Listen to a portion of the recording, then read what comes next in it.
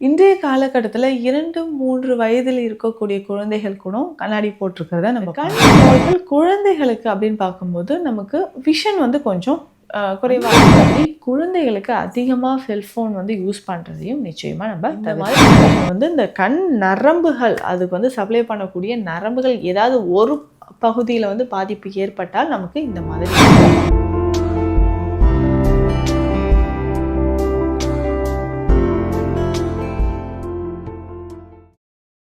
வரம் நேயர்களுக்கு வணக்கம். நான் டாக்டர் நித்யா, சித்தா ஃபிசிஷியன்.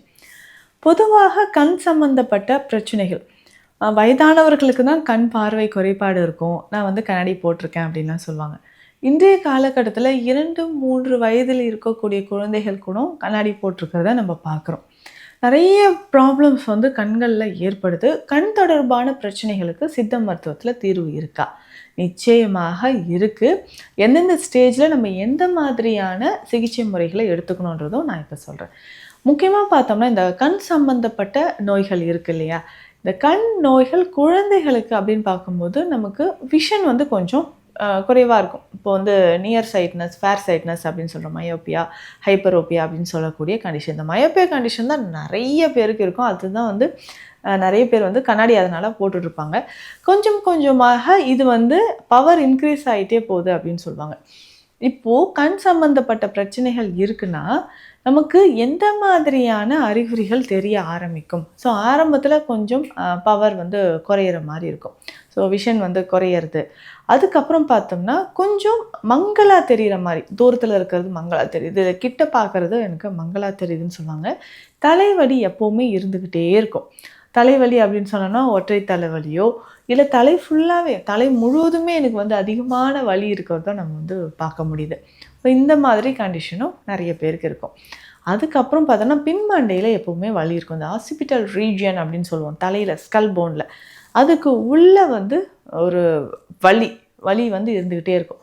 கண் நரம்புகள் அதிகமாக பாதிக்கப்பட்டு கண் நரம்புகளில் வந்து பாதிப்பு அதிகமாக ஏற்படும். கண் நரம்புகளில் அதிகமான பாதிப்பு ஏற்பட்டு விஷன் வந்து குறைய ஆரம்பிக்குது. இந்த கண்டிஷனில் நம்ம கண்ணாடி போட்டிருக்கோன்னா கவலையே வேண்டாம். நான் சொல்கிற மாதிரி ஃபாலோ பண்ணிங்கன்னா நிச்சயமாக கண்ணில் இருக்கக்கூடிய கண்ணாடியை வந்து ரிமூவ் பண்ணிடலாம். ஏன்னா நிறைய பேர் குழந்தைகளாக இருக்கட்டும், அடல்ட்ஸாக இருக்கட்டும், கண் பார்வைக்கான சில சின்ன சின்ன சிகிச்சை முறைகள் இருக்குது.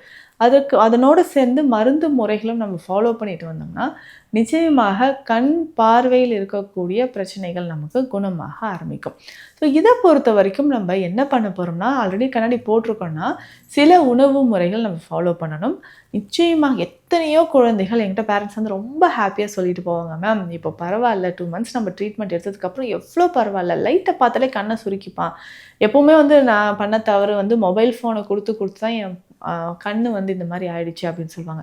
குழந்தைகளை பொறுத்த வரைக்கும் 2 வயது வரைக்கும் நிச்சயமாக ஸ்க்ரீன் வந்து மொபைல் ஸ்க்ரீன் வந்து பார்க்கவே கூடாது. ஆனால் இப்போ எல்லா குழந்தைகளுக்குமே நம்ம வந்து மொபைல் ஃபோன் கொடுத்து பழக்கப்படுத்திடுவோம். நமக்கு ஏதாவது ஒரு ஒர்க் இருக்குனாலும் ஃபோனு வந்து குழந்தைகள்கிட்ட கொடுத்து அந்த கண்ணோட பார்வை, ரெட்டினா, நமக்கு நர்வ்ஸ் எல்லாமே வந்து அஃபெக்ட் ஆக ஆரம்பிச்சிடுது. அந்த மாதிரி குழந்தைகளுக்கு அதிகமாக செல்ஃபோன் வந்து யூஸ் பண்ணுறதையும் நிச்சயமாக நம்ம தவிர்க்கணும்.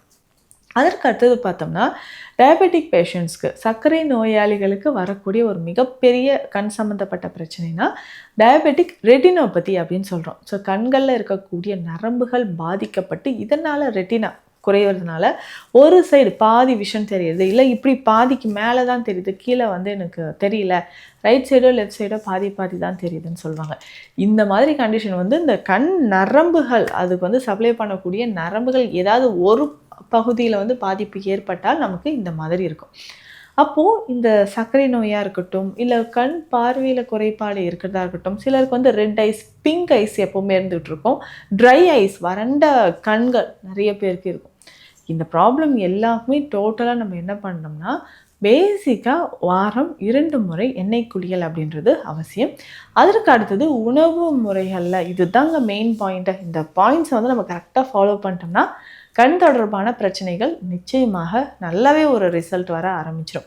சரி, என்னென்ன பாயிண்ட்ஸ் எல்லாம் நம்ம கரெக்டாக ஃபாலோ பண்ணணும் அப்படின்னா, தண்ணீர் வந்து நிறைய குடிக்கணும். ஸோ தேவையான அளவுக்கு தண்ணீர், ஒரு நாளைக்கு குறைந்தபட்சம் 3 லிட்டர் அளவாவது நம்ம தண்ணீரை குடிக்கணும்.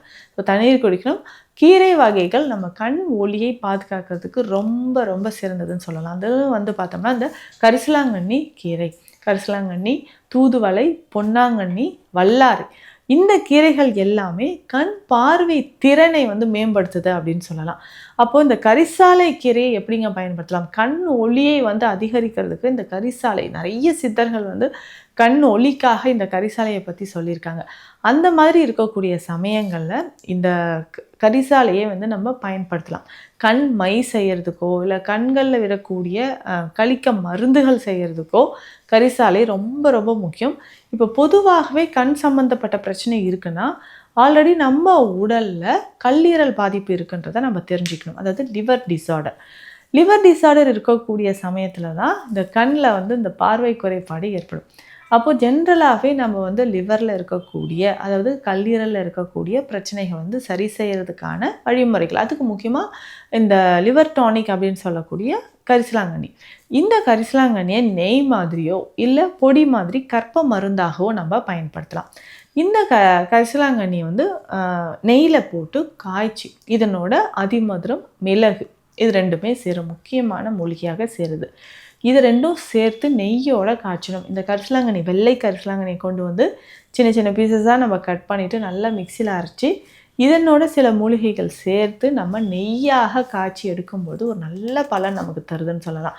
இதை எப்படி பயன்படுத்தணும்? கரிசலாங்கண்ணி நெய்யை வந்து தினமும் காலை இரவு 2 வேளையும் ஒரு 10 ml அளவுக்கு நம்ம குடிச்சிட்டு வரணும். ஸோ இந்த மாதிரி குடிக்கும்போது நம்ம உடலில் நிச்சயமாக கண் மட்டும் கிடையாது, கல்லீரல் தொடர்பான பிரச்சனைகளுக்கும், ரத்தத்தை சுத்திப்படுத்துவதற்கும், மூட்டுக்களில் இருக்கக்கூடிய பிரச்சனை குணமாகிறதுக்கும் இது பயன்படுது. அடுத்து முக்கியமாக திரிஃபலா நெய். இந்த திரிஃபலா நெய் செய்கிறதுக்கே வந்து ஏன்னா 3மே திரிஃபலாவில் இருக்கக்கூடிய கடுக்காய், நெல்லிக்காய், தாண்டிக்காய் 3மே அதிகமான தொறுப்பு சுவை இருக்கக்கூடியது. இதை வந்து நம்ம நெய்யாக பயன்படுத்தும் பொழுது நிச்சயமாக நல்ல ஒரு பலனை வந்து தரும். இந்த திரிஃபலா நெய்யை நம்ம என்ன பண்ணோம்னா கண்களை சுற்றி, கண்ணுக்குள்ளே விடக்கூடாது, கண்களை சுற்றி நல்லா மசாஜ் பண்ணிவிட்டு தினமும் இதை வந்து நம்ம ஃபாலோ பண்ணிட்டே வந்தோம்னா நல்ல ஒரு முன்னேற்றம் வந்து நமக்கு கிடைக்குதுன்னு சொல்லலாம். அதற்கு அடுத்ததாக இந்த கண் ஒளி திரும்ப வர்றதுக்கு சின்ன சின்ன எக்ஸசைஸ் வந்து நம்ம ஃபாலோ பண்ணணும். எக்ஸசைஸ் அப்படின்னு சொல்லும்போதும் ஐபால் வந்து ரொட்டேட் பண்ணுறது, அப் அண்ட் டவுன் மூமெண்ட்ஸ் பண்ணுறது. ஏன்னா கண்களை சுற்றி இருக்கக்கூடிய தசைகள் வலிமையாக இருக்கும்பொழுது அடுத்ததாக நர்வ்ஸ், கண்ணுக்கு போகக்கூடிய நரம்புகளும் நமக்கு வலிமையாக இருக்கும். ஸோ சின்ன சின்ன எக்ஸசைஸ் வந்து டெய்லி நம்ம பண்ணிக்கிட்டே வரணும். இதுலேயும் முக்கியமாக கண்களுக்கு குளிர்ச்சியாக இருக்கணும். எப்போவுமே வந்து நம்ம ரொம்ப ஸ்க்ரீன் பார்த்துக்கிட்டே இருக்கிறோம், இல்லை மொபைல் ஃபோன் பார்த்துட்டு இருக்கிறது, பாடி ஹீட் எக்ஸஸ் ஆகிட்டு கண் எரிச்சல், நிறைய பேர் சொல்கிற விஷயம் என்கிட்ட கண் எரிச்சல் இருந்துக்கிட்டே இருக்கு மேம் அப்படின்னு சொல்லுவாங்க.